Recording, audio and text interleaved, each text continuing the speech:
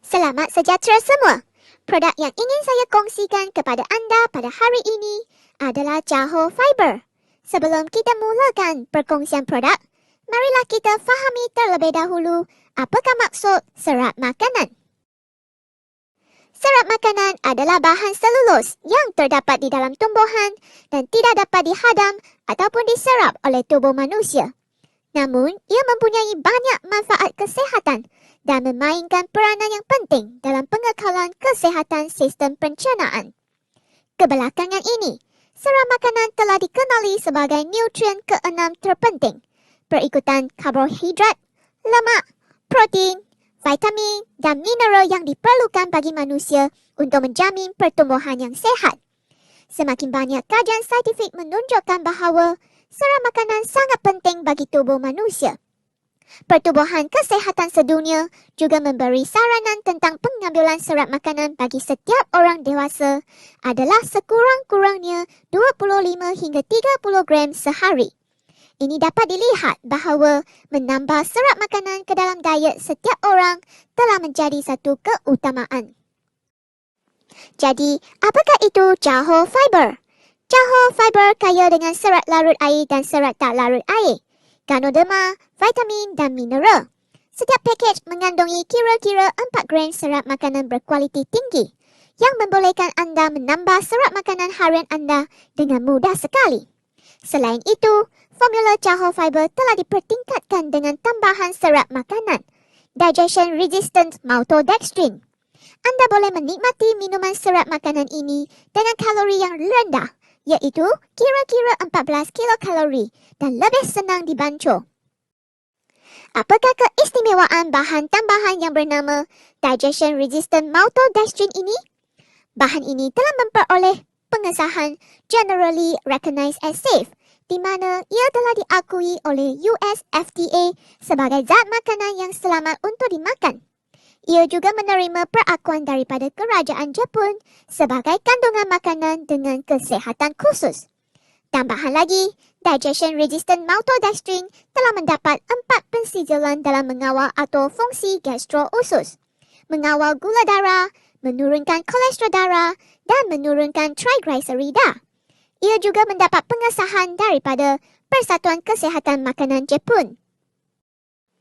Pengambilan Johor Fiber setiap hari memberi banyak manfaat dan kesihatan kepada tubuh badan, terutamanya dari segi pengawal aturan fungsi gastro-usus.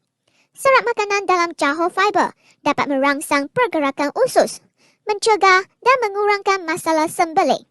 Dengan ini, Johor Fiber dapat membantu memendekkan masa pengumpulan dan pendedahan toksin di dalam usus, dan seterusnya menurunkan risiko menghidapi kanser kolon. Di samping itu, Johor Fiber juga membantu mengawal gula darah. Serat makanan larut air dalam Johor Fiber dapat memperbaiki dan meningkatkan metabolisme gula darah dalam tubuh, memperlahankan kenaikan gula darah selepas makan, kemudian membantu mengawal gula darah dan mencegah berlakunya pelbagai komplikasi daripada penyakit diabetes. Selain daripada pengawalan gula darah, serat makanan larut air dalam Johor Fiber juga dapat membantu menurunkan aras kolesterol darah.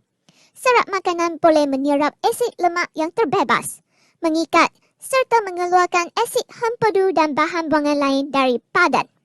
Dengan mengurangkan penyerapan kolesterol oleh tubuh, ia berkesan untuk menurunkan lipid darah dan kolesterol darah, yang seterusnya menurunkan risiko untuk menghidapi penyakit jantung dan arteriosklerosis.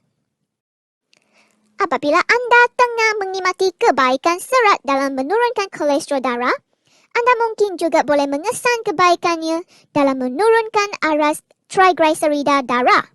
Untuk maklumat anda, darah kita akan menjadi terlalu pekat sekiranya tahap triglycerida darah adalah tinggi. Dan ini akan meningkatkan risiko menghidapi penyakit kardiovaskular. Serat makanan larut air dalam Johor Fiber dapat memperbaiki serta meningkatkan metabolisme triglycerida dalam badan, supaya aras triglycerida sentiasa berada di bawah kawalan yang sihat.